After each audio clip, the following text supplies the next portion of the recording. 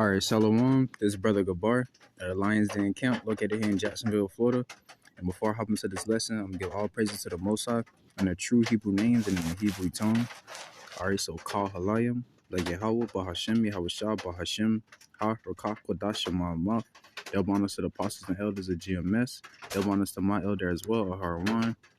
And shalom to you, brothers and sisters, pushing and keeping this truth and faith in this sincerity into the end, man. All right, and with that, I'm going to jump right into the scriptures. All right, and this first precept is going to be coming out of the book of Sirach. All right, chapter 2, and I'm going to start at verse 1.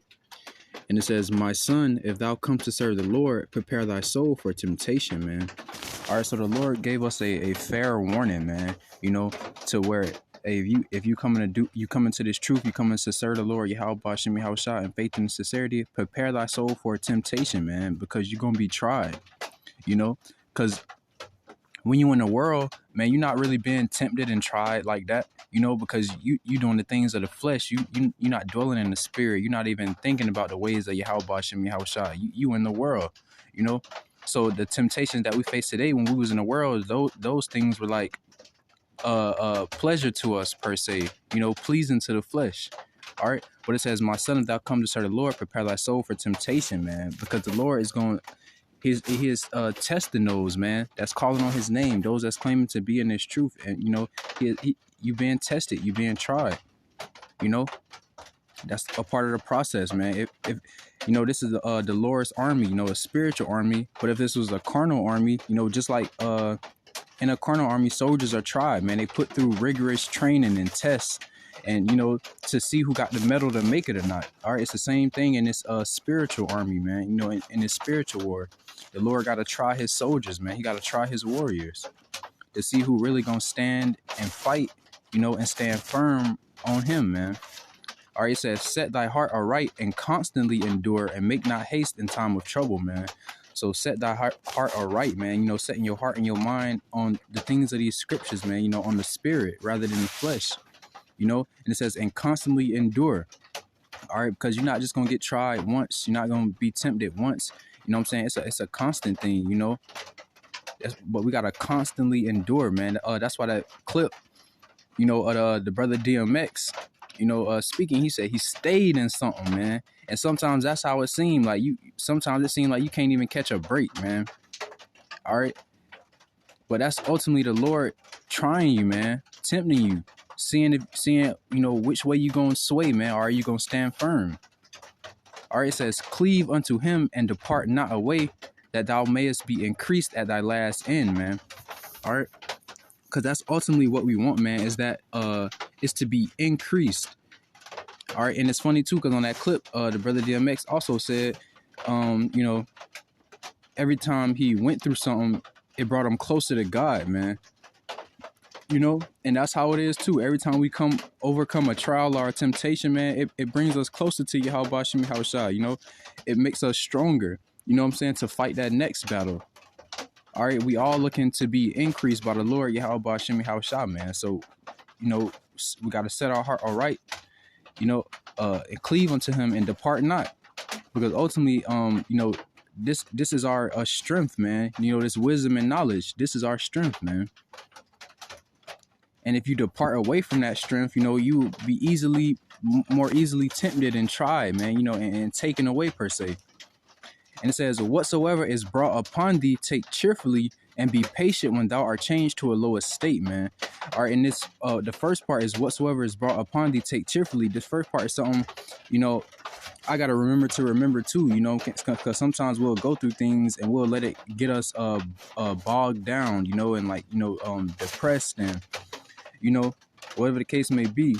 But ultimately, we got to remember to take the things that's brought upon us cheerfully, man. You know what I'm saying? Because that's just the Lord trying us, man. That's the Lord dealing with us, you know, ultimately to make us stronger, not to break us down or to put us down. Is ultimately those trials and tribulations are meant to build you up and make you stronger, man. All right, it says, "For gold is tried in the fire, and acceptable men in the furnace of affliction," man. All right, so we are that gold being tried in the fire, man. You know, And I mean, and when you forge and stuff, you know, the heat only gets hotter. You know what I'm saying? Until that metal or that gold is taken out. You know, so we gotta keep getting built up and increased to withstand the heat. You know what I'm saying? And it said acceptable men in the furnace of adversity, man. You know, and that's what we in. We in that furnace of adversity, man. But those acceptable men are going to come out of that furnace of adversity, man, as fine gold, man. You know, they're not going to allow themselves to be burnt up, man. All right, so I'm going to get verse 1 again. It says, my son, if thou come to serve the Lord, prepare thy soul for temptation, man. You know, that's primarily what this whole, you know, lesson is on, man. You know, we got to prepare our souls for temptation, man. You know, and the way to prepare being in this truth, man, is to stay spiritually minded, man. You know, stay in the scriptures, continue to read, continue to pray, you know, continue to do the work, continue to watch the lessons, you know, and doing the work. This is how we prepare our souls, man. Because like I said earlier, like the knowledge and wisdom of this truth is our strength, man. So if we not building up our strength, which is, you know, in this word, all right, you become weaker, man, and you're more acceptable to temptations, all right, and trials and you know, things of that sort, man. So we got to stay strong and firm in our strength, which is the knowledge and wisdom and understanding of these scriptures, man. You know, doing the work, dwelling in the spirit rather than the flesh. All right. I'm going to go to the book of Proverbs, chapter 3 and verse 11. And it says, my son, despise not the chastening of the Lord, neither be weary of his correction, man. You know, so that again, going into the, you know, the things that get brought upon you, take cheerfully, you know, despise not the chastening of the Lord.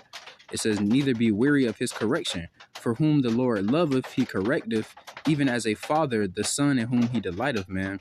All right. So, man, when them trials and tribulations brought upon you, you know what I'm saying, despise them not, man. Take them cheerfully, man. See it as another test, man, that, you know, another hurdle you got to jump over, you know. See it as the Lord trying to increase you and make you stronger, man. All right. Because, man, if you just got an easy breezy, you know, walk in this truth, man, and in this life, I don't know, man, you know, because I don't know, when you getting tried, man, and tested, that's how you know, like, the Lord dealing with you, man. He trying to get you to that point where he wants you to be, man.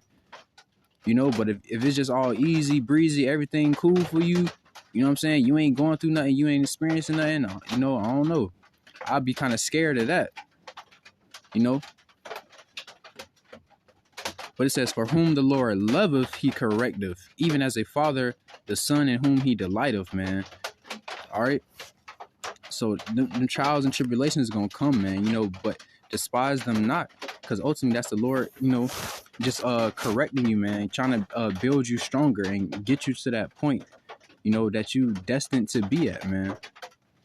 All right.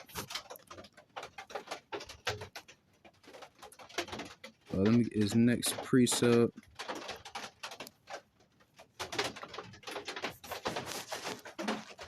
All right, this is the book of 2 Maccabees, chapter 6, starting at verse 12, and it says, now I beseech those that read this book that they be not discouraged for these calamities, but that they judge those punishments not to be for destruction, but for a chastening of our nation, man. All right.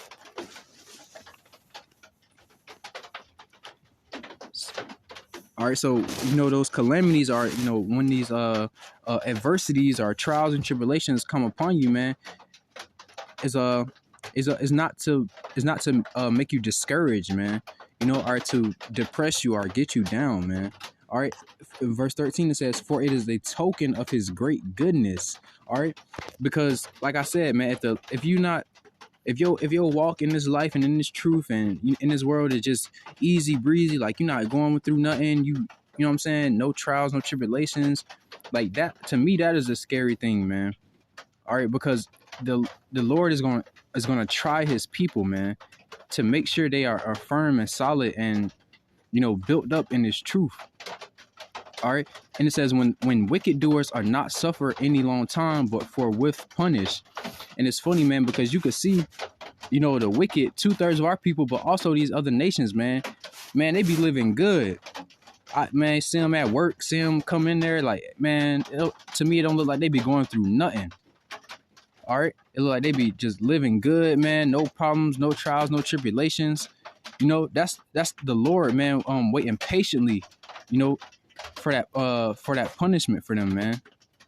Meanwhile, his people, you so-called Negro, Latinos, and Native Americans, especially the ones, you know,